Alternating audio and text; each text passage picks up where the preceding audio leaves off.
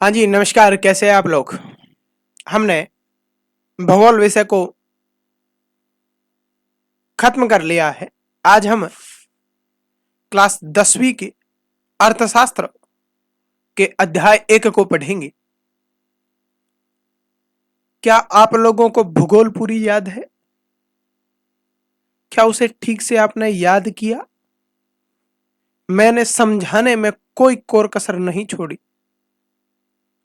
आपने हो सकता है कि थोड़ा स्पीड से देख लिया हो, या फिर मेरे इस वाले वीडियो में तो बड़ी समस्या यही है कि कुछ बच्चे कहते हैं कि सर हम 2x से देख लेते हैं। मैंने कहा 2x से मैं बोलता हूँ 2x से तुम कर लेते हो, 4x से सुनाई क्या देता है, समझ में क्या आता है? इसलिए प्लीज वीडियो को शांति से देखें। अभी हमारे पास समय है। समय रहते यदि हम समय के साथ साथ पढ़ेंगे तो अच्छा होगा, अन्यथा समय तो कम होगा और हम स्पीड से देखेंगे, फिर वो भी ऊपर से जाएगा, कोई पल्ले नहीं पड़ने वाला। चलिए, आज हम जैसा कि पीछे दिख ही रहा है अर्थशास्त्र के अध्याय 1 को पढ़ेंगे, जिसका नाम आप सभी को पता है क्या है? विकास। यही है क्या कुछ और है? चलो हम आगे बढ़ते हैं सीधे नेक्स्ट पेज की ओर। क्या होता है विकास? विकास का अर्थ क्या होता है यदि मैं ये कहूं तो? यदि मैं आपके संदर्भ में कहूं कि जो विद्यार्थी पढ़ता है उसका विकास यही है कि उसको ठीक से चीजें याद हो। पिछली बार जितने उसके नंबर आए थे, इस बार उससे ज्यादा नंबर आना ही उस विद्यार्थी के लिए विकास है। यही तो विकास है। एक किसान के लिए विकास है कि उसके पिछली वर्ष में जितनी फसल हुई थी उससे इस बार ज्यादा हो। एक मजदूर के लिए यही विकास है कि उसे जितना मजदूरी पहले मिलती थी उससे ज्यादा अब मिले, तो वो उसके लिए विकास है। यानी कि इसमें हम यह देखते हैं कि अनेकानेक व्यक्तियों के लिए विभिन्न प्रकार के अलग अलग विकास के लक्ष्य हो सकते हैं। उससे पहले हम अर्थव्यवस्था देख लेते हैं, क्योंकि हम अर्थव्यवस्था के विषय को शुरू किया है। हमें यह भी तो पता हो कि अर्थव्यवस्था खुद किसे कहा जाता है। तो अर्थव्यवस्था एक प्रकार का एक ढांचा होता है जिसके अंदर हम वस्तुओं सेवाओं के उत्पादन, वितरण और उपभोग के प्रक्रिया का अध्ययन करते हैं। हम यह देखते हैं कि आर्थिक रूप से धन के मामले में किस प्रकार चल रहे हैं, उसका समग्र जो अध्ययन किया जाता है वो अध्ययन शायद हम अर्थव्यवस्था के अंदर करते हैं। यदि इसको मैं बड़े तौर पे शब्दों में पिरोने का प्रयास करूं, दिख रहा होगा आपको? चलो इस बार मैं थोड़ा यूं बड़ा रखूं आपके लिए, ताकि आपको दिखता रहे, अपन ऊपर नीचे करते रहे।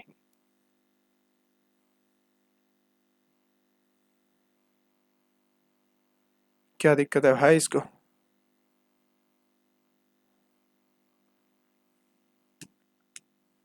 अब तो आराम से ही दिखेगा, कोई बड़ी समस्या नहीं आएगी। अर्थव्यवस्था किसे कहते हैं?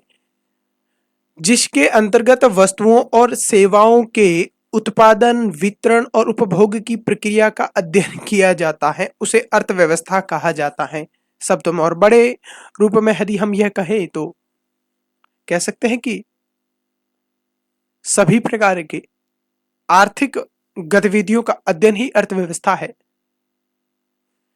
अब हम एक एक टॉपिक, जिस तरह से किताब चल रही है हमारी, उस हिसाब से हम भी चलेंगे। विकास के विभिन्न व्यक्ति और विभिन्न लक्ष्य।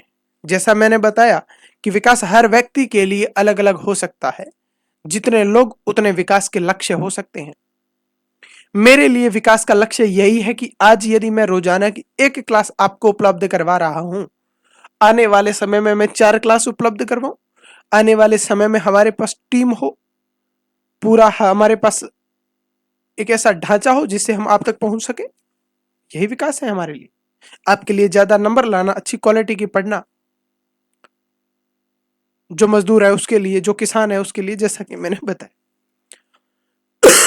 तो यहां पर क्या है, लोगों के विकास के लक्ष्य भिन्न भिन्न हो सकते हैं। अलग अलग लोगों के लिए अलग अलग विकास के लक्ष्य पहले ही बता चुका। यदि आप साइकिल से स्कूल जाते हैं तो आपका लक्ष्य है कि समय पर कहां पर चले जाए, स्कूल चले जाए। थोड़े दिनों बाद आपको लगता है यार साइकिल से काम थोड़ी ना चलेगा, स्कूटी हो या फिर बाइक हो तो जाए। जिसके पास इस समय बाइक है उसका टारगेट या लक्ष्य यह है कि उसके पास कार हो, वो भी तो एक विकास का। तो हम देखते हैं अलग अलग लोगों के लिए अलग अलग प्रकार के विकास के लक्ष्य हो सकते हैं। एक के लिए जो विकास है वह दूसरे के लिए विकास नहीं है। हाँ, ये टारगेट देखिए, कोई यदि कार्य एक व्यक्ति के लिए विकास है तो हो जरूरी नहीं कि वो दूसरे के लिए भी विकास हो। आप कहोगे सर कैसे, तो इसको थोड़ा सा ध्यान से समझते हैं। जैसे कि यदि कोई बांध बन रहा है, इस संदर्भ में देखें कि उस बांध से बिजली का उत्पादन होगा तो उद्योगपतियों को तो मिलेगा ही। उद्योग के लिए जो बिजली जो ऊर्जा चाहिए वो तो मिलेगी, पर बाकी लोगों के लिए विकास थोड़ी ना है। अन्य लोगों के तो लिए नहीं, इंडस्ट्री के काम आने वाले लोगों या फिर उन किसानों के लिए जो उस बांध से दूर बैठे हैं तथा उस बांध के पानी का उपयोग करके सिंचाई करेंगे, उनके लिए तो फायदा है। तीसरी यदि हम बात करें, यहां तक कि दूसरे के लिए विनाशकारी भी हो सकता है। अब हम इसी बांध का उदाहरण वापस लेंगे कि जहां पर हम लोग बांध बनाएंगे उस बांध के एरिया के अंदर, जहां बांध बनेगा वहां हो सकता है पहले से कोई मनुष्य रह रहे हो। सॉरी। तो वो जो मनुष्य बांध के उस कैचमेंट एरिया में, उस बेसिन एरिया में पहले से रह रहे हैं, उनको अब उस बांध वाला स्थान छोड़ के दूसरे जगह जाना पड़ेगा ना। तो जो लोग बांध के उस एरिया को जहां अब पानी भरेगा उस स्थान को छोड़ के दूसरी जगह जाएंगे, उनके लिए तो विकास नहीं है, विनाश ही है। हम ज्योग्राफी में भी पढ़ चुके हैं ये तो, कि बांधों के नुकसान। तो वो जो लोग यहां से जाएंगे, बांध में जिस एरिया में वो रहते थे, अब वहां पानी भरेगा तो जाना पड़ेगा, और जब जाएंगे तो उसके लिए तो विनाश हो गया ना। आप एक स्कूल चेंज करते हो तब आपको मौत आती है, यहां उन सब लोगों की अपनी विरासत है, अपनी जन्मभूमि है। सब कुछ चीजें छोड़ के कैसे जा सकता है कोई। तो हम यह देखते हैं कि यदि बांध बनता है तो बांध की वजह से उन किसानों को, जिन किसानों की बांध की वजह से सिंचाई सुविधा बनेगी, उनको तो लाभ होगा। जिन किसानों की जमीनें उस बांध के एरिया के अंदर दब गई है उनको हानि होगी। तो कहीं ना कहीं एक के लिए जो विकास है वह दूसरे के लिए विनाशकारी भी हो सकता है, ऐसा हमने देखा। इसका मतलब विकास के किस तीन प्रकार के पहलू हो सकते हैं कि विकास क्या है। हर व्यक्ति के लिए अलग अलग विकास के लक्ष्य हो सकते हैं, सभी व्यक्तियों के लिए विकास एक तरह का नहीं हो सकता। दूसरी बात हमने यहां पर देखी है कि जो एक के लिए विकास है जरूरी नहीं है कि वह दूसरे के लिए भी विकास हो, जबकि दूसरे के लिए तो वह हानिकारक भी हो सकता है, हमने देखा बांध का। तो यदि आपको कहा जाए कि बताइए विकास किस प्रकार कार्य करता है या विकास के लक्ष्य क्या क्या है, तो आप कहेंगे विकास एक व्यक्ति के लिए जैसा है वैसा दूसरे व्यक्ति के लिए नहीं हो सकता। हर व्यक्ति के लिए विकास अलग अलग होता है। यदि विकास एक व्यक्ति के लिए है तो जरूरी नहीं है कि वो दूसरे के लिए भी विकास हो, वह दूसरे के लिए भी हानिकारक हो सकता है, ऐसा हमने देखा है। अब हम आगे की ओर बात करते हैं।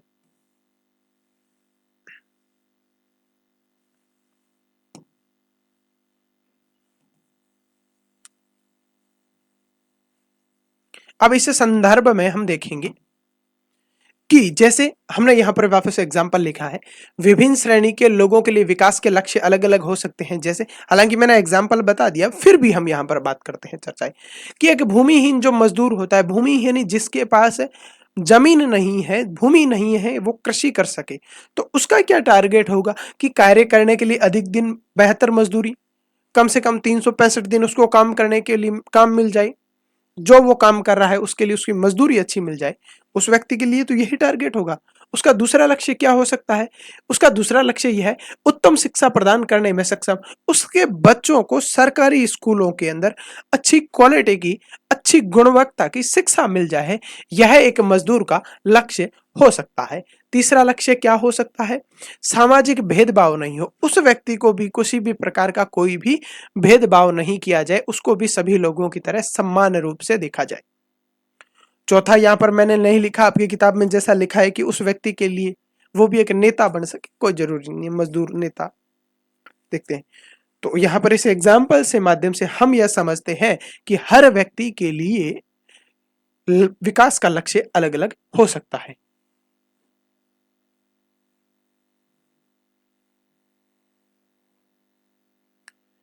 दूसरा एग्जाम्पल हम यहां पर लेते हैं पंजाब के एक समृद्ध किसान का। पंजाब क्षेत्र 5 नदियां वहां पर बहती हैं, ऐसा हम कहते हैं ज्योग्राफी में।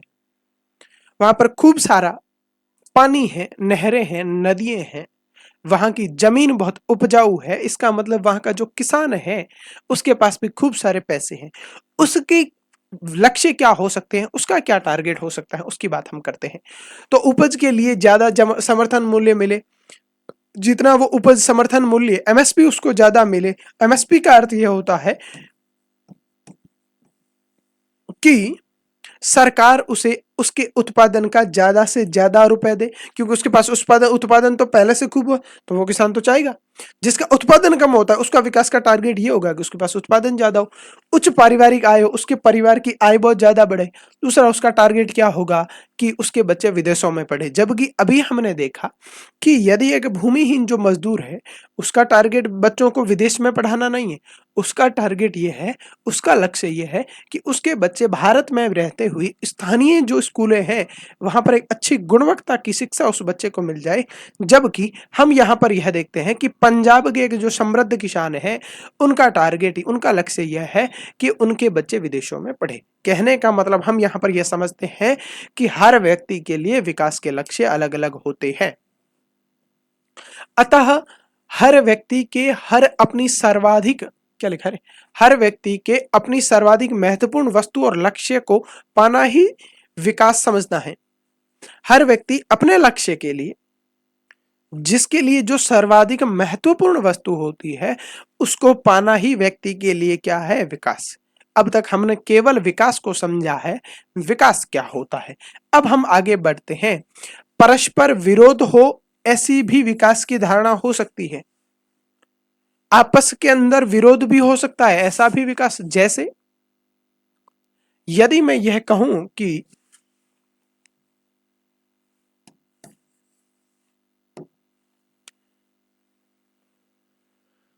यदि मैं इसमें यह कहूं कि जैसे एक जो बहन होती है, सिस्टर, उसकी चाहती है कि उसका भाई भी उसके साथ मिल करके घर के कार्य में हाथ बटाए, पर भाई को ये अच्छा नहीं लगता ना, वो कहता है यार ये विकास मेरे लिए थोड़ी, वो इसका विरोध करता है। अतः यहां पर दूसरा हम यह देखते हैं कि अधिक बिजली के लिए उद्योगपति ज्यादा बांध चाहते हैं। भाई उद्योगपति ज्यादा बांध चाहेगा, बांधों से बिजली का उत्पादन होता है, परंतु ज्यादा बांध कहीं न कहीं बड़े बांध किसानों के लिए तो हानिकारक है। बड़े बांध बनेंगे तो किसानों की जमीन जलमग्न हो जाएगी, पर्यावरण प्रेमियों के लिए वहां पर रहने वाले पशु पक्षी और वन्य जीव नष्ट हो जाएंगी। किसान तो चाहेगा छोटे बांध बने, हमारी सिंचाई भी होती रहे, पर बिजली भले नहीं बने, उनको नहीं चाहिए होती है। तो जिस बांध के लिए उद्योगपति समर्थन करेंगे उस बड़े बांधों का किसान विरोध भी तो करेंगे। जैसा कि हमने देखा नर्मदा बचाओ सरदार सरोवर जो बांध का विरोध हो रहा था वो हमने देखा। इस तरह हम यह देख सकते हैं कि विकास विरोधाभासी भी हो सकता है। एक के लिए विकास, दूसरे के लिए यदि वो नुकसानदायक है तो विरोध स्वाभाविक सी बात है, होगा। परंतु बांध से जमीन जलमग्न हो सकती है, जैसे लोगों के बेघर हो सकते हैं, ये हमने देख लिया। अब हम देखते हैं विकास के और क्या लक्ष्य हैं। अब तक तो हमने केवल विकास को समझा कि विकास होता क्या है। क्या विकास क्या होता है समझ में आ गया क्या? एक बार मैं रिकॉल करवाऊं आपको।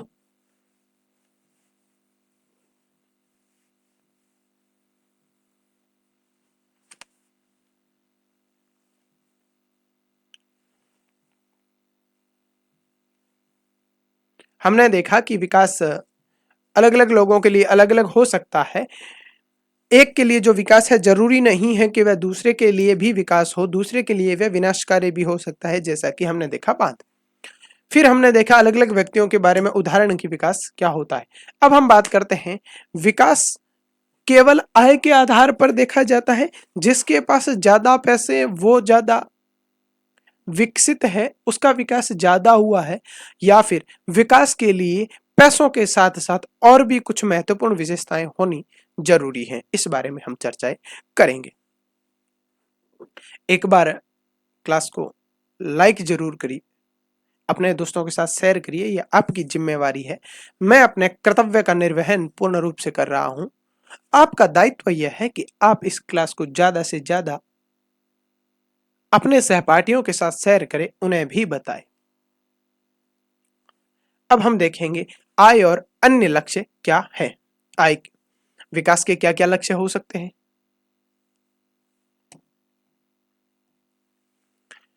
लोग नियमित काम, बेहतर मजदूरी और अपनी उपज को अच्छी विकसित कीमत के साथ, या आय के अतिरिक्त, यह सब ध्यान ध्यान रखें, आय के अतिरिक्त पैसे भले मिले, पैसों के साथ भी कुछ चीजें हैं जो विकास को प्रभावित करती हैं। पैसों के साथ साथ यदि ये उपरोक्त चीजें भी उन्हें मिलेगी तो हम मानेंगे उनका विकास है। कैसे?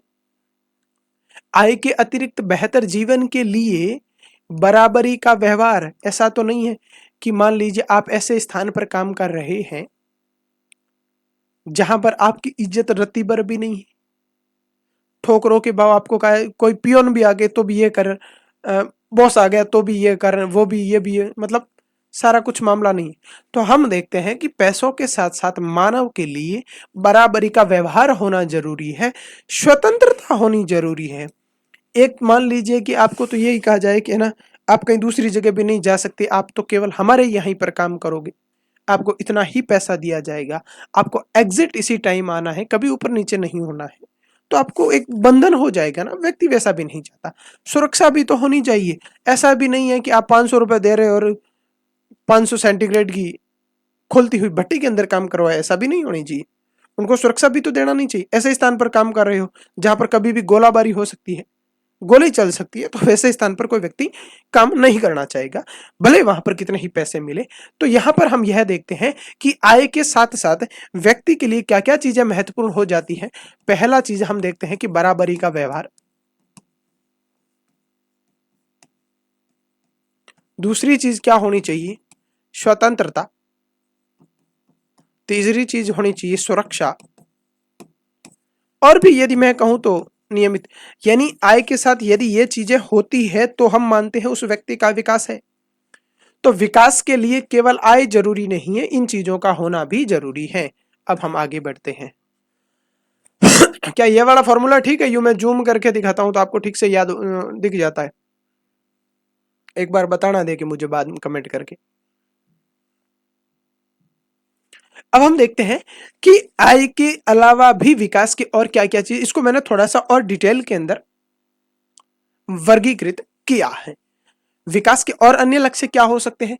भौतिक लक्ष्य और विकास दो वस्तुओं पर निर्भर करता है। अभी हमने देखा कुछ भावनात्मक चीजें, स्वतंत्रता, सुरक्षा, बराबरी का व्यवहार, वो तो अभौतिक तत्व है जिन्हें देखा नहीं जा सकता। भौतिक वह होता है जिन्हें देखा जा सकता है। जैसे विकास के लिए क्या आवश्यक है? अधिक आय होनी चाहिए, अधिक उपभोग के लिए जरूरी है। भाई अधिक आय कहाँ आवश्यक पड़ती है? कहीं तो आवश्यकता पड़ती है, तभी तो हम कहते हैं कि अधिक आय होनी चाहिए।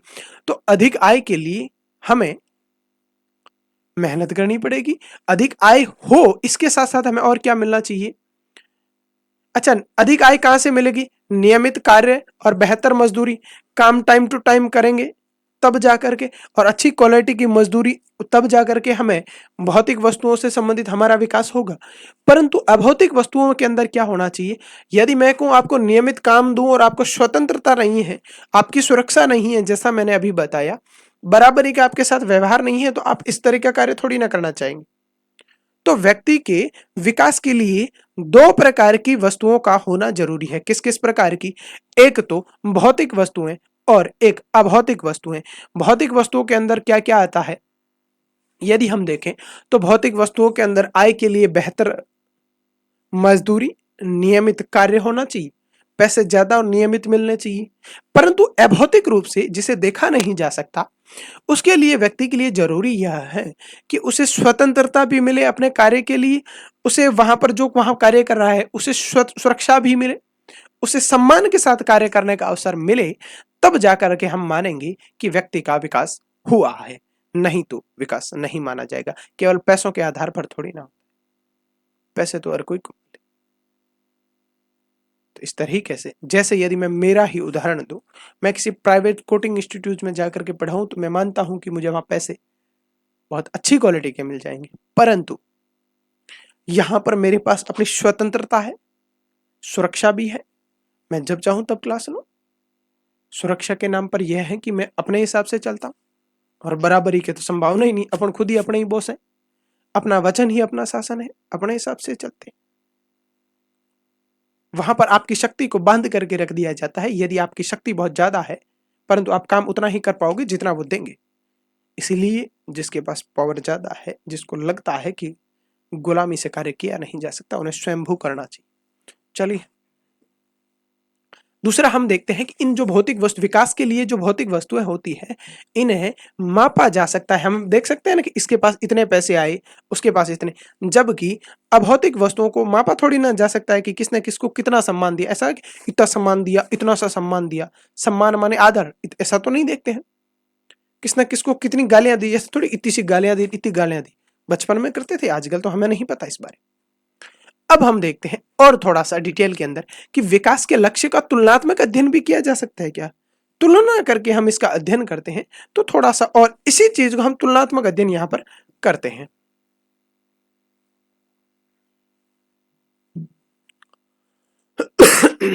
सॉरी। अब यहां पर तुलनात्मक अध्ययन ऐसे करेंगे कि एक तो कम आय वाला नौकरी और एक हम देखेंगे ज्यादा आय वाली नौकरी। इसमें ये बड़ी समस्या रहती है, इसका कुछ सॉल्यूशन निकालना पड़ेगा। जैसे मान लीजिए एक स्थान पर आपको मिल रहा है 50,000 की नौकरी, एक स्थान पर मिल रही है 1,00,000 की नौकरी। जहां पर आपको 1,00,000 वाली नौकरी मिल रही है, वहां पर आपको किसी भी प्रकार की परिवार से संबंधित कोई सुविधाएं नहीं है। आप जहां पीने का पानी भी नहीं है, खाने के लिए भी नहीं है, और सुरक्षात्मक रूप से भी नहीं है। वहां पर आपको किसी भी काम को सीखने का अवसर नहीं है, काम करने का वातावरण अच्छा नहीं है, कोल्हाट रह रहा है, आपका स्वास्थ्य खराब हो सकता है। जहां आप काम कर रहे हो सकता है वहां पर कभी भी दंगा हो जाए, गोलीबारी हो जाए, कोई मार के चला जाए। और जहां काम कर रहे हैं वहां पर वो यूं पकड़ के टॉर्चर करवाया, जैसा कि केजीएफ मूवी के अंदर हम देखते हैं कि उस सोने की खदान के अंदर व्यक्तियों को कार्य करवाया, जहां पर न सुरक्षा है, न स्वतंत्रता है, न कोई सीखने के अवसर है, न बाहर जाने का कोई मार्ग है। वहां भले 1,00,000 रुपए मिले, कौन काम करना चाहेगा, वहां पर लोग काम थोड़ी ना करेंगे। यदि मैं कहूं कि मैं आपको 50,000 रुपए दूंगा, आपको सभी सुविधाएं दी जाएगी, सुविधाएं माने आपके खाने की व्यवस्था अच्छी होगी, आपके रहने की व्यवस्थाएं अच्छी होगी, वहां का वातावरण अच्छा है, एकदम शांतिपूर्ण माहौल है, जो काम आप करेंगे वो अच्छी क्वालिटी का सीख सकते हैं। जहां आप काम करेंगे उसकी सुरक्षा की जिम्मेदारी हमारी है कि आपकी सुरक्षा पूर्ण रूप से, आपके जीवन की सुरक्षा की जाएगी। और आपको स्वतंत्रता है कि भले आपका टाइम 9 बजे है, आप 9:30 तक आएंगे तो भी चल जाएगा, कभी इमरजेंसी हो गई तो भी आप छुट्टी ले सकते हैं। यदि इस प्रकार की नौकरी है और वो 50,000 की है, तो मेरा ऐसा अनुमान है कि आप इस वाली नौकरी करनी चाहेंगे, 50,000 वाली, न कि 1,00,000 वाले। यहां पर भी हम विकास को तुलनात्मक अध्ययन करते हैं कि विकास ऐसा होना चाहिए जहां पर आय भले कम हो, परंतु वहां पर सुविधाएं पूर्ण रूप से मिले, वातावरण अच्छा हो, सीखने के अवसर हमारे पास हो, सुरक्षा और स्वतंत्रता यदि हमारे लिए है, तो हम इस प्रकार के विकास को स्वीकार करेंगे। न कि 1,00,000 रुपए मिलते हो परंतु वहां सुविधाएं नहीं है, काम का वातावरण अच्छा नहीं है, न ही हमारे लिए सुरक्षा और स्वतंत्रता है। इस प्रकार का कार्य कभी स्वीकार्य नहीं होगा। अब हम बात करते हैं आगे की ओर। अब हम देखते हैं कि महिलाओं के संदर्भ में भी तो विकास अलग अलग है। अभी मजदूर की बात की, व्यक्तियों के लिए अलग अलग की बात की, फिर हमने तुलनात्मक अध्ययन किया विकास का। अब हम यह देखेंगे कि महिलाओं के लिए विकास क्या हो सकता है। तो जहां तक मेरा अनुमान है, यदि आप जो पढ़ रहे हैं, आप में से किसी की माताजी सरकारी जॉब के अंदर है, सरकारी नौकरी के अंदर है, तो आप यहां पर हम देखेंगे दूसरों की तुलना में ये चीजें थोड़ी सी अच्छी होगी। जैसे कि वेतनभोगी जो महिलाएं होती है उनको घर और समाज के अंदर थोड़ा आदर बढ़ता है। जैसे एक तो महिलाएं वो जो होती जो घरों के अंदर काम करती हैं, जो माताएं बहनें। दूसरा यदि हम देखें तो यदि कुछ सरकारी ऑफिसर है, आईएएस है, तो उनको सम्मान ज्यादा दिया जाता है। वेतनभोगी माने जरूरी नहीं है कि जैसे कोई बड़ी कंपनी के सीईओ है, वो भी कहीं आकर जाकर के बैठे तो उनको सम्मान मिलता है तुलनात्मक रूप से उन महिलाओं की जो महिलाएं घर पे काम करती है, उनसे उन महिलाओं को ज्यादा सम्मान मिलता है। ऐसा क्यों? क्योंकि उनकी विकास ज्यादा हो रखा है तुलनात्मक रूप से घर पर रहने वाली महिलाओं की तुलना में। ऐसी महिलाओं के घरेलू कामकाज में हाथ बटाया जाता है। जैसे मान लीजिए कि आपके घर के अंदर कोई सरकारी टीचर है, आपके माताजी, आपकी बुआ जी वगैरह कोई भी, वो जब स्कूल से वापस आते हैं तो वो जब घर का काम करते हैं तो घर के सदस्य भी, हो सकता है कि आपके पापा भी उनके घर में काम बटाते, हाथ बटाते हो, या फिर आपने घर पे मेड रख ली हो। तो महिलाओं के लिए भी विकास के अलग अलग टारगेट हैं। और विकास महिलाओं का कब संभव है? जब वह जिस स्थान पर कार्य कर रही है वहां पर वातावरण सुरक्षित और संरक्षित हो, तब जाके हम मानते हैं कि महिलाएं अच्छी गुणवत्ता की नौकरी तथा व्यापार कर सकेगी। अन्यथा इन दोनों संरक्षण और सुरक्षा के अलावा महिलाएं कार्य ठीक से नहीं कर पाएगी। क्या इससे आगे बढ़ेगा? अब हम बात करते हैं विकास के बारे में। राष्ट्रीय विकास क्या होता है? अब तक हमने विकास को समझा, विकास के अलग अलग पहलुओं को समझा। अब हम समझेंगे कि राष्ट्रीय विकास, नेशनल डेवलपमेंट क्या होता है।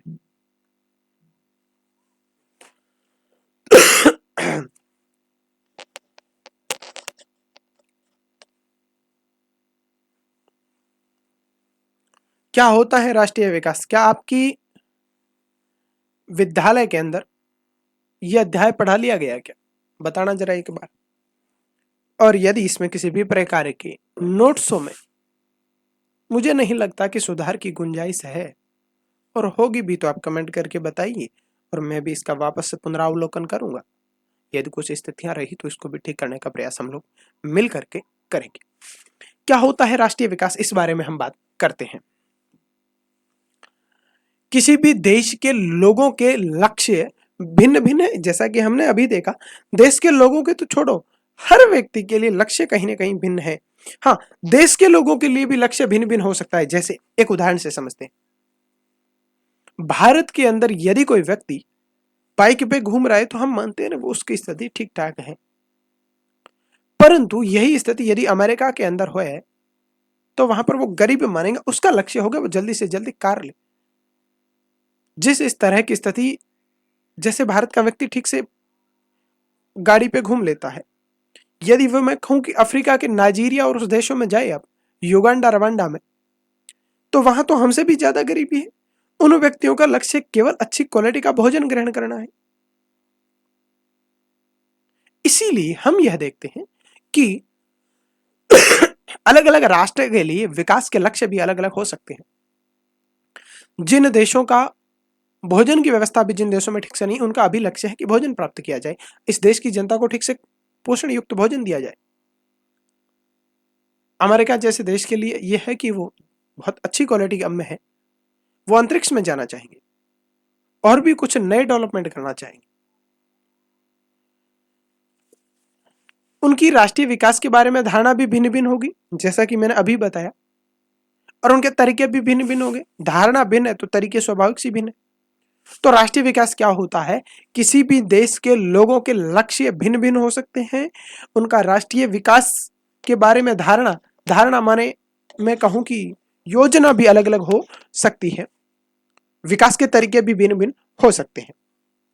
अभी हमने जैसा कि देखा कि अफ्रीका के अंदर रहने वाले व्यक्ति के लिए धारणा यह है कि वो अच्छी क्वालिटी का भोजन पाए, तो भोजन के लिए तरीका भी अलग ही होगा वहां पर। तो दूसरी बात, यदि अमेरिका के अंदर विकास की धारणा है तो वो कहेंगे कि अच्छी क्वालिटी का पढ़े, नया कुछ आविष्कार करे, तो आविष्कार करने के तरीके भी अलग होंगे। जब धारणा अलग है तो स्वाभाविक सी बात है, जब आपका गेम अलग है तो खेलने का तरीका भी अलग ही होगा। ऐसा तो थोड़ी है जो इस प्रकार क्रिकेट खेलते हो उस प्रकार फुटबॉल खेलोगे, ऐसा संभव नहीं है। उसके भी नियम अलग है, इसके नियम अलग है। इस तरीके से हम समझते हैं कि किसी भी राष्ट्र के लिए विकास के लक्ष्य अलग हो सकते हैं, वहां के रहने वाले लोगों के लिए उन लोगों के विकास की धारणाएं भी अलग हो सकती हैं, और यदि धारणाएं अलग अलग हैं तो विकास के तरीके भी अलग अलग होंगे। अब हम अगले पॉइंट की ओर जाते हैं। देश के विकास के विषय में विभिन्न लोगों की धारणाएं भिन्न भिन्न या परस्पर विरोधी भी हो सकती हैं। विकास के लिए किसी भी एक देश के लिए लोगों के विकास की धारणाएं अलग अलग हो सकती हैं। एक उद्योगपति चाहेगा ज्यादा से ज्यादा उद्योग लगे, एक किसान चाहेगा ज्यादा से ज्यादा कृषि कर सके, एक जो सेवा क्षेत्र के अंदर लगा हुआ व्यक्ति है वो चाहेगा कि उसको ज्यादा से ज्यादा वेतन मिले। और विरोधाभासी कैसे, बांध वाला उदाहरण हमने पहले देख लिया है। तो हम देखते हैं कि देश के विकास के विषय में विभिन्न लोगों की धारणाएं अलग अलग हो सकती हैं। यह हम पढ़ रहे हैं देश के विकास के मामले के अंदर। अब हम बात करते हैं कि विचारों का महत्व बराबर हो। क्या सब लोगों का विचार जिस देश के अंदर है उनके विचारों को महत्वता को हम बराबर दे पाएंगे क्या? नहीं भाई, सभी लोगों के विचारों को यदि महत्व बराबर देंगे तो विकास तो हो ही नहीं पाएगा। क्या आपस में जिनका विरोध है उनको निर्णय का निर्णय कैसे करेंगे? जिनका आपस में विरोध है उसके लिए भी कुछ हमें पहलू निकालने पड़ेंगे। और जो विचार राष्ट्र के विकास के लिए लोगों के हो सकता है वो विचार किसी के लिए हानिकारक हो और किसी के लिए लाभदायक हो। जैसे कि बांध वाला देखा कि बांध उद्योगपति और उन किसानों के लिए फायदेमंद है जिनको सिंचाई करनी है और जिन उद्योगपतियों को उस बांध से बिजली मिलनी है, परंतु दूसरे उन लोगों के लिए जिन लोगों की जमीनें बांध की जलमग्न हो जाएगी और वो लोग जो उस बांध के एरिया के अंदर रहते हैं अब वो जलमग्न हो गया, इस तरह वहां से उनको विस्थापित होना पड़ेगा, उन लोगों के लिए वो हानिकारक है। अब हम देखते हैं कि यदि इस किसी भी देश की बारे में हम अध्ययन कैसे करेंगे जबकि वहां के लोगों की विकास की धारणाएं अलग अलग है, लक्ष्य अलग अलग है, विकास के तरीके अलग अलग हैं। तो हमने कहा इतनी मातापची क्यों करते हो? सारे लोगों की आय देख लो ना, पैसों के आधार पर हम तय कर लेंगे। जिनके पास पैसे ज्यादा उनका विकास ज्यादा मान लेंगे और बाकी वाली चीजें छोड़ देंगे। हम यह भी मान लेंगे कि जिनके पास पैसे ज्यादा है तो वो भौतिक वस्तुओं को भी ज्यादा खरीद पाएंगे और जिनके पास भौतिक वस्तुएं ज्यादा होगी तो स्वाभाविक सी बात है हम उनका विकास ज्यादा मान लेंगे। केवल अभी तक हमारे पास में यही पैमाना आया है, जबकि इससे उपरोक्त पहले हमने देखा कि विकास के लिए केवल पैसों का होना जरूरी नहीं है, पैसों के साथ साथ व्यक्ति को सम्मानता भी मिलनी चाहिए, उसे सुरक्षा और स्वतंत्रता भी होनी चाहिए, बराबरी का व्यवहार भी उसको मिलना चाहिए।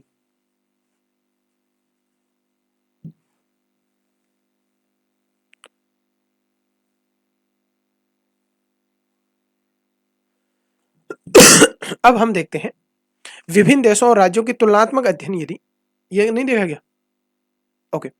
जब हम तुलनात्मक अध्ययन करते हैं तो समानता और अंतर दोनों हो सकते हैं।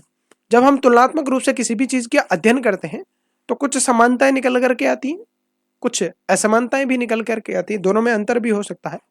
क्योंकि तुलना कर रहे हैं तो कुछ तो समानताएं होगी, कुछ हो सकता है। ऐसा तो नहीं है कि 100% चीजें अलग अलग होंगी। यदि समुद्र और नदी की तुलना की जाए तो कम से कम एक समानता तो है कि दोनों में पानी है। हो सकता है एक में खारा पानी है, एक में मीठा पानी।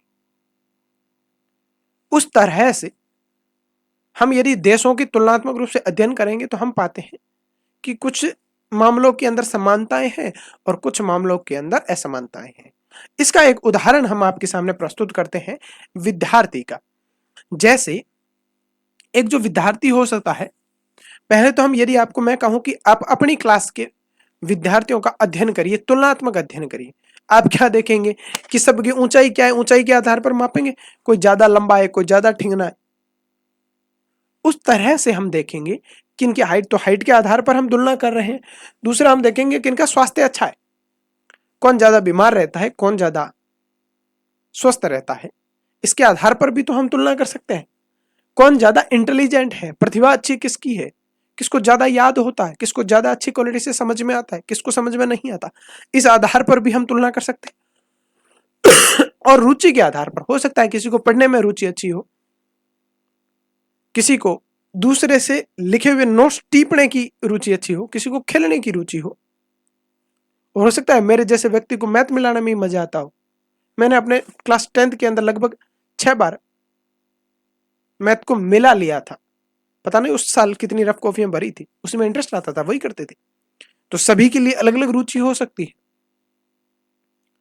पर इसका मतलब यह तो नहीं है कि उन सभी लोगों का जो अपनी रुचि के आधार पर, जैसे जो जिसकी हाइट अच्छी है, जिसका स्वास्थ्य अच्छा है पर वो पढ़ना नहीं चाहता, इसका मतलब यह थोड़ी ना है कि उसका विकास संपूर्ण विकास हो गया।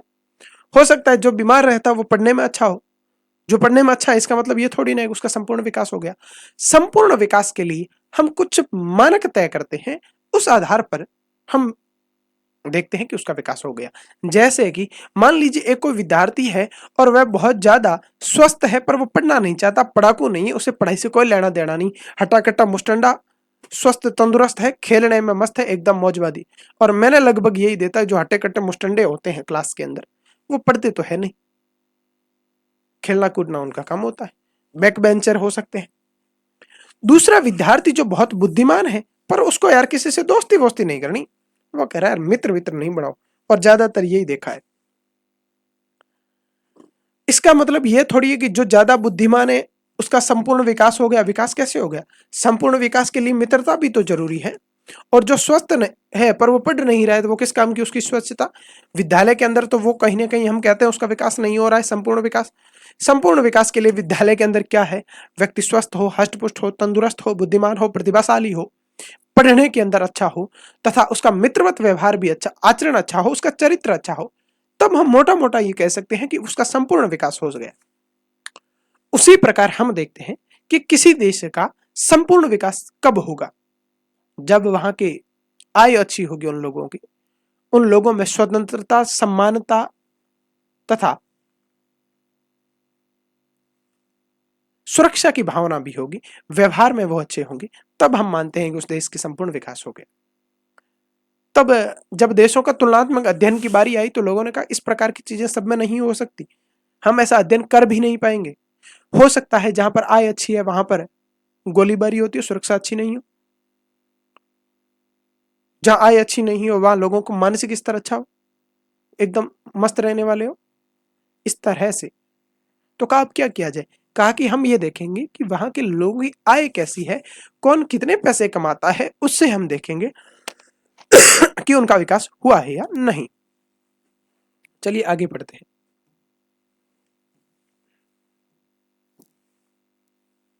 क्या लिखा है? अतः मापदंड तुलना के लिए उद्देश्य के निर्माण करता है। मापदंड यह तय करता है हमारा उद्देश्य क्या है, इसके आधार पर हम देखेंगे कि हम क्या मापदंड रखेंगे। जैसे यदि हमारा उद्देश्य लोगों की हाइट के आधार पर तुलना करना हो तो हम उसकी ऊंचाई, उस मापदंड क्या रखेंगे? ऊंचाई।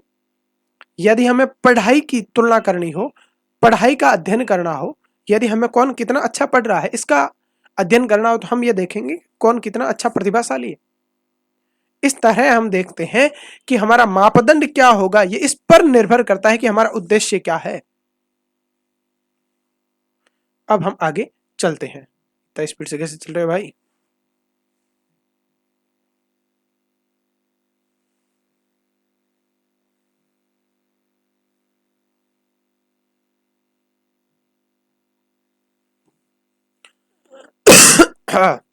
सॉरी। अब हम बात करते हैं आगे। सर्वांगीण प्रगति हेतु हम व्यक्तियों की एक या दो महत्वपूर्ण विशिष्टताएं लेकर उनके आधार पर तुलना करते हैं। यदि हमें किसी व्यक्ति की तुलना करनी हो कि वह कितना अच्छा है तो उपरोक्त सभी में से एक या दो या इससे ज्यादा तीन, हम तीन ऐसे गुण लेंगे और उन गुण के आधार पर यह तय करेंगे। जैसे विद्यार्थी का करना हो तो हम ये क्या करेंगे? पहला, विद्यार्थी के लिए क्या आवश्यक है? वह कितनी अच्छी तरह से विद्या को ग्रहण कर रहा है, तो विद्या के ग्रहण क्षमता एक, उसका स्वास्थ्य कैसा है दो, तथा उसका आचरण कैसा, इन तीनों के आधार पर हम देखेंगे कि विद्यालय के अंदर पढ़ने वाले व्यक्ति का आचरण क्या है, वो व्यक्ति उसका विकास कैसा हुआ है।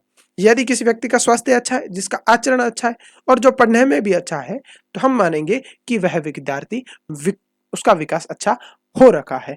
यही बात किसी देश पर भी लागू होती है। यहां पर हमने कुछ और लिखा कि मित्रतापूर्ण व्यवहार यदि अच्छा है, सहयोग करने की भावना अच्छी है और अच्छे अंक लाता है तो हम मानते हैं वह विद्यार्थी क्या है, उसका विकास हो गया है। अब हम देखते हैं देशों का तुलनात्मक अध्ययन है। अब तक हमने पहले विकास को समझा, फिर हमने विभिन्न देशों के बारे में, उससे पहले हमने उदाहरण देखा कि देशों का तुलनात्मक अध्ययन कैसे करेंगे। जिस प्रकार विद्यालय के अंदर विद्यार्थियों का तुलनात्मक अध्ययन किया जाता है, ठीक उसी प्रकार से किन्हीं देशों का अध्ययन भी किया जा सकता है तुलनात्मक रूप से। कैसे?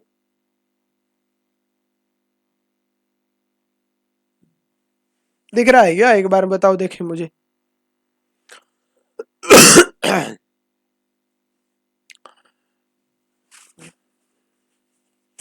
हमने अब, जैसा कि मैंने अभी पहले बताया कि दो या दो से अधिक देशों के बीच में यदि हमें अध्ययन करना हो, ये देखना हो कि कौन सा देश ज्यादा विकसित है, किस देश का विकास कम हुआ है, तो हम देखेंगे पैसे आय के आधार पर देखेंगे कि जिस देश की आय ज्यादा है उस देश का विकास अच्छा हुआ है, जिस देश की विकास आय कम है उसका विकास कम हुआ है। तो हम यहां पर देखते हैं लिखित रूप में कि देशों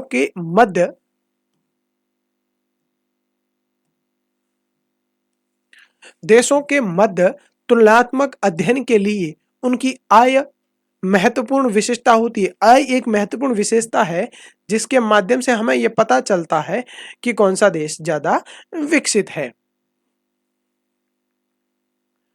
जिसकी आय अधिक उन्हें कम आय वाले देशों की तुलना में विकसित समझा जाता है। जैसा कि मैंने बताया कि जिनकी आय कम है वो कम विकसित है। जैसे कि मान लीजिए आपके स्कूल के अंदर आप जाते हैं, जो विद्यार्थी स्कूटी लेकर के आता है तुलनात्मक रूप से वह उस विद्यार्थी से ज्यादा विकसित है जो साइकिल लेकर के आता है।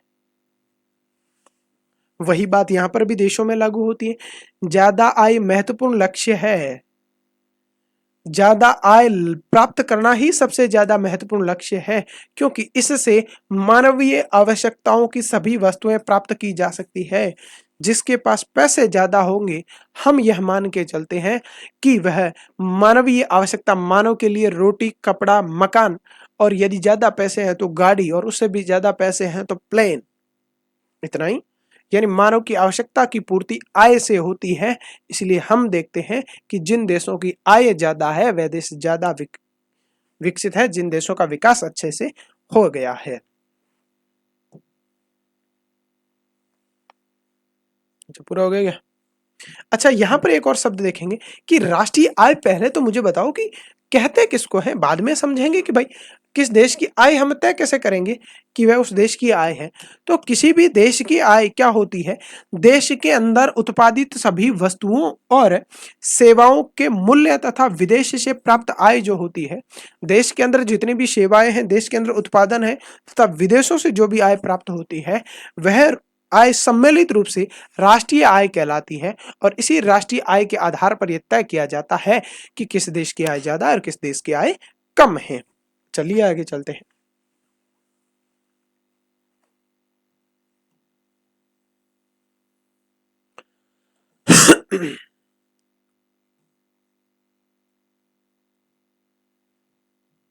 अच्छा, हम लोगों में से कुछ लोग कहेंगे कि हमें ये पता कैसे चलेगा कि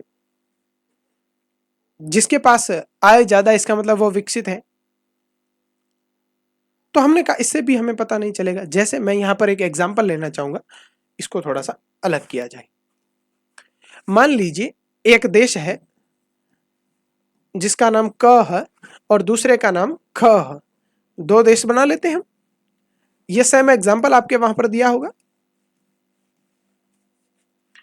जो देश क है उसके अंदर मान लीजिए टोटल 5 लोग रहते हैं। राष्ट्रीय आय हमने कहा कि उस देश के अंदर रहने वाले लोगों द्वारा उत्पादित की जाने वाली वस्तुओं और सेवाओं के अंतिम मूल्य को हम राष्ट्रीय आय कहते हैं।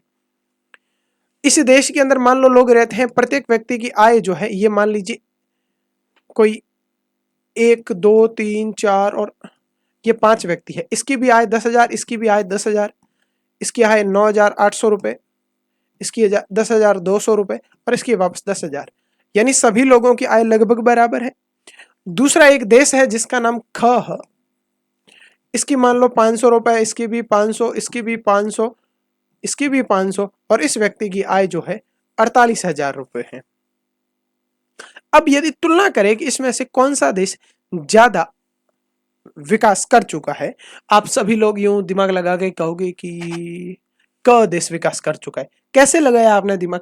आप कहोगे सर कि यहां पर रहने वाले जितने लोग हैं उन लोगों की लगभग आय हम देखते हैं कि समान है।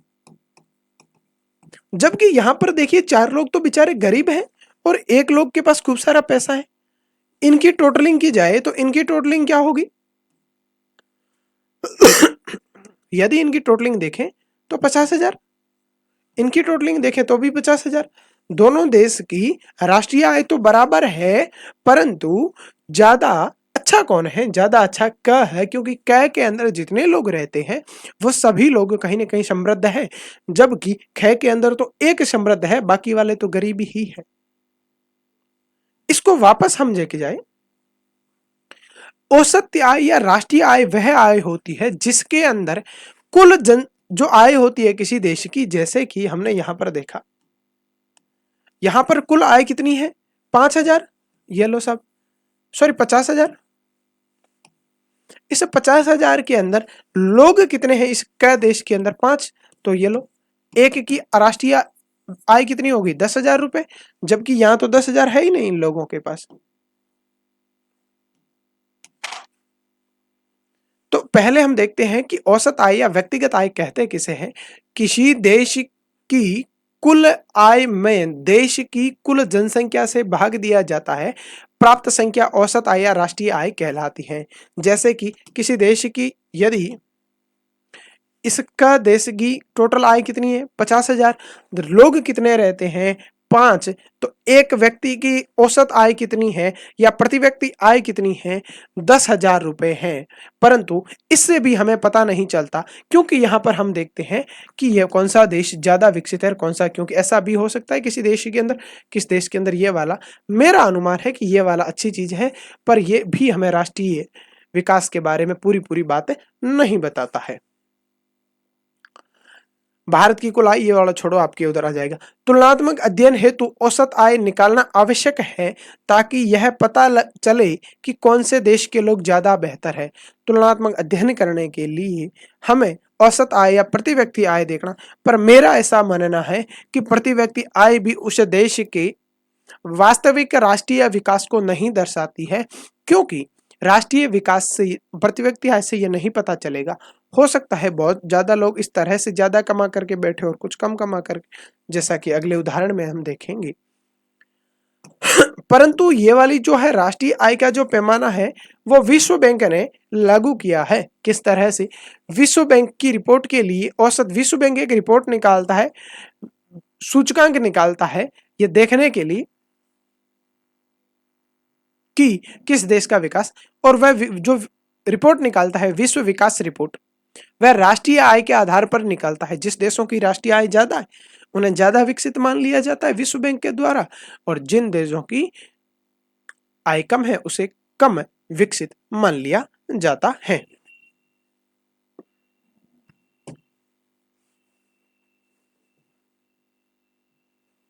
जैसे विश्व बैंक में बैंक विश्व विकास रिपोर्ट के लिए औसत आय के मापदंड का प्रयोग करता है। किस आय का? औसत आय का। ये वाला ध्यान रहे, विश्व बैंक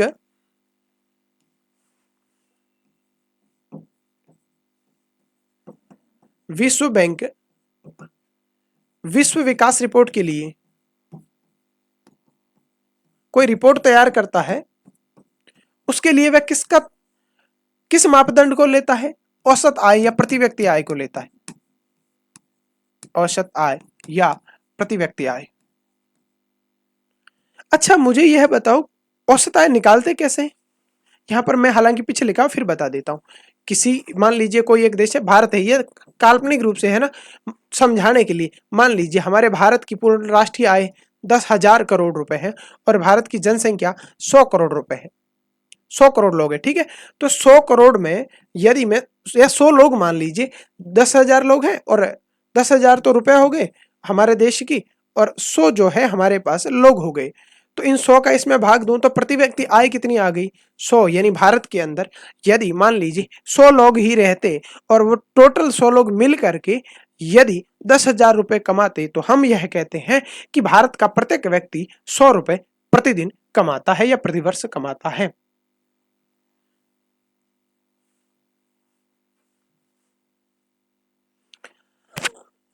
विश्व बैंक ने इस आधार पर दो अलग अलग भागों में बांटा, कहा 2019 की एक रिपोर्ट निकाली, उस रिपोर्ट के अंदर उन्होंने कहा कि कौन सा देश ज्यादा समृद्ध या उच्च आय वाला है, कौन सा कम आय वाला। तो इसके लिए उन्होंने कुछ आंकड़े दिए, जैसा हम पढ़ते हैं यहाँ पर कि समृद्ध और उच्च आय वाला देश कौन सा हो सकता है।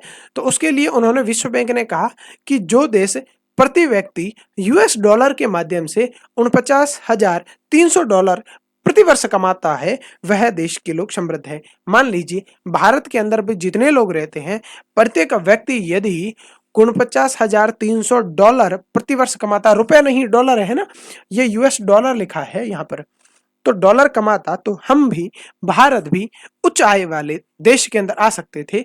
परंतु उन्होंने गरीब किसको माना है, निम्न आय वर्ग का देश कौन सा हो सकता है, जिन देशों की प्रति व्यक्ति आय यूएस डॉलर में $2500 प्रति वर्ष या इससे कम है। जो लोग $2500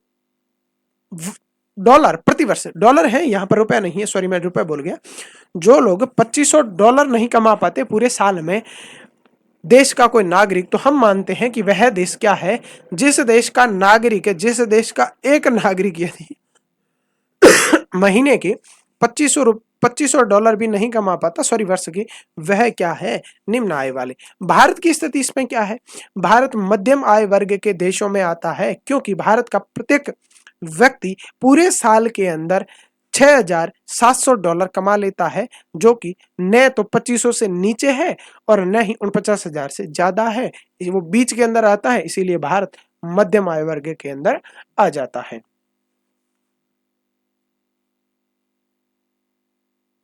आय और अन्य मापदंड, वैसे आज पूरा हो भी नहीं पाएगा, क्लास 50 मिनट के आसपास जा रही है, क्यों ना इस क्लास को कल किया जाए। इसी के साथ आज की इस क्लास को मैं यहीं पर समाप्त करता हूं। मुझे आशा है कि आपको क्लास ठीक से समझ में आई होगी, तो अपने साथियों के साथ शेयर करें, चैनल को सब्सक्राइब करें और लाइक तो जरूरी कि इसका तो मैं क्या ही बोलूं, ये तो आपका दायित्व ही बनता है। बहुत बहुत धन्यवाद।